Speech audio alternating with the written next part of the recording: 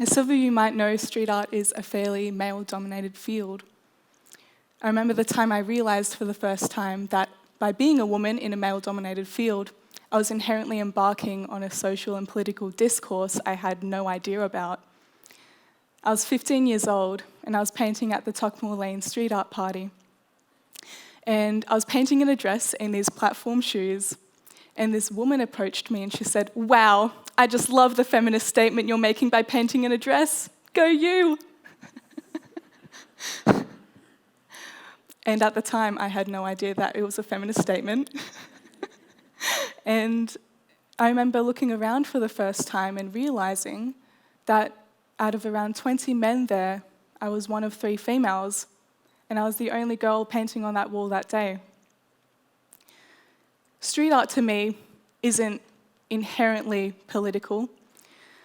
Within street art, you can be completely anonymous. You can paint under an alias. No one would even know who you are if you want. It's completely respect-based. So this surprise never came from within the street art community. It's always from people on the outside looking in and seeing it as territorial, egotistical, and masculine. But the reality isn't the case. My parents also weren't very gender normative. My mum grew up in the country, so she was always really handy around the house and would service the car and clean out the gutters. And my dad was always quite effeminate and warm and kind.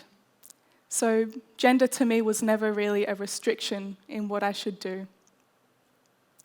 Moving forward though, I realised I had a political existence that was assigned to me, and I had a statement to make with this existence. What do I do with this narrative? What do I do with this voice and this platform, this public space that I have?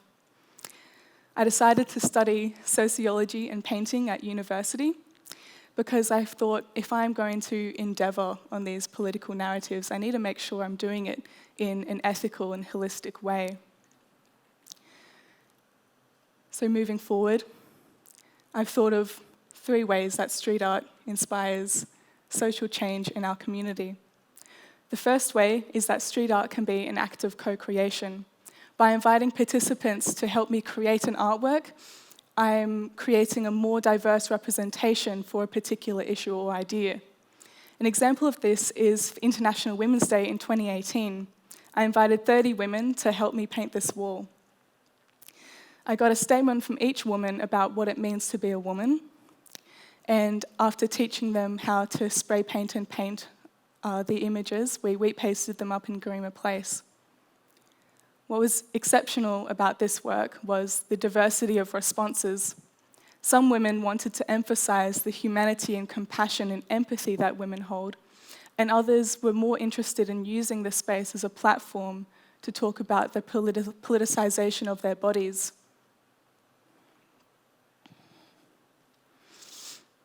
We had a girl as young as 13 and a woman in her 50s. You can see from these images that the diversity is exceptional and it creates a greater impact for the work.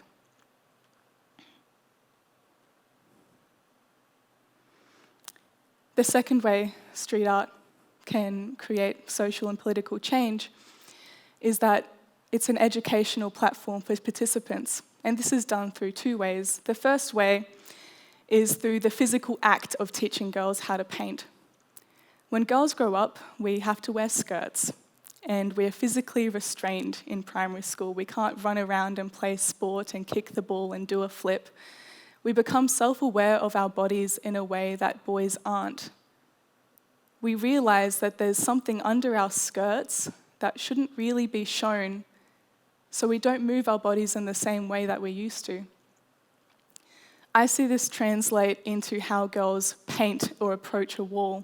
They stay constrained and small, and they will really hone into one area, make it precise and perfect. And what I encourage them to do is to step back, take it all in. Move your body with the work. Street art requires you to move with confident strokes. It requires you to commit to a movement. So when girls go big, they see for the first time that you can claim and take up space in a way that you didn't before. It's also educational for participants by inviting them into a dialogue with a professional or an inspirational person to share their ideas and directly engage with the participants. An example of this is the piece I did for International Women's Day in 2019, sorry. Show the slide. For this piece, I invited Dani Gilbert and Caitlin Figueredo to talk to the girls about what it means to be a woman in their work. Dani Gilbert is an Indigenous rights activist and Caitlin Figueredo is a women's rights activist. So through this direct contact with them, they were able to be inspired. The education goes beyond my capacity to teach them about a life experience. It's expanded beyond my own perception. This is the second way it can be an educational tool for participants. The third way that street art can instigate social change is probably the most obvious. It's the education for a wider public. And this is done in two ways. The first way is that street art, because it's in public space, doesn't discriminate on class, gender, ethnicity, demography. You don't have to attend a gallery space to appreciate and enjoy the work. It's also at the mercy for anyone to receive and destroy and accept and reject. I've had works painted over as quickly as 3 days after I've done them, and other works I've had coated with anti-graffiti coating because the people wanted to preserve it forever. So how people respond and the agency they have to respond is what makes street art different from other art forms and makes it a more compelling and insightful way to promote social change. Another way this is done through the interdisciplinary nature of street art. By inviting a professional from a different area, I'm able to communicate their work in a way that might not have been done so effectively before. An example of this is for the Science Meets Street Art Collab piece I did in 2017 with Dominique Potvin. She's a research fellow at the ANU School of Biology, and what she studies is the urbanization of birdsong. What she's found is that in urban areas, birds have to compete with noise pollution, so they increase the pitch of their vocal cords. This is genetically passed on to their offspring, so we're seeing biology change in birds in urban areas. This is an issue because it makes them less attractive to females, so they're less likely to reproduce and be able to reproduce in urban areas. For this piece, I showed that humanity has a choice in how we address these problems. We can either nurture and protect, or we can destroy. And it's up to us to decide what we're going to do. We're at a crossroads in how we address the environment, in how we address social issues. We're coming into a time where we're going to have to make decisions about the social and political changes in our world. I think street art can be an effective tool in how we initiate those changes. It can inspire diversity, collaboration, community, understanding, and compassion.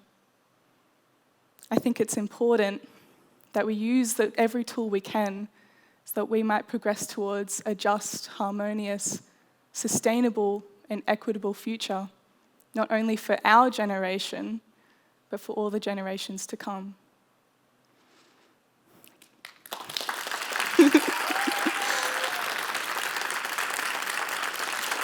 Thank you.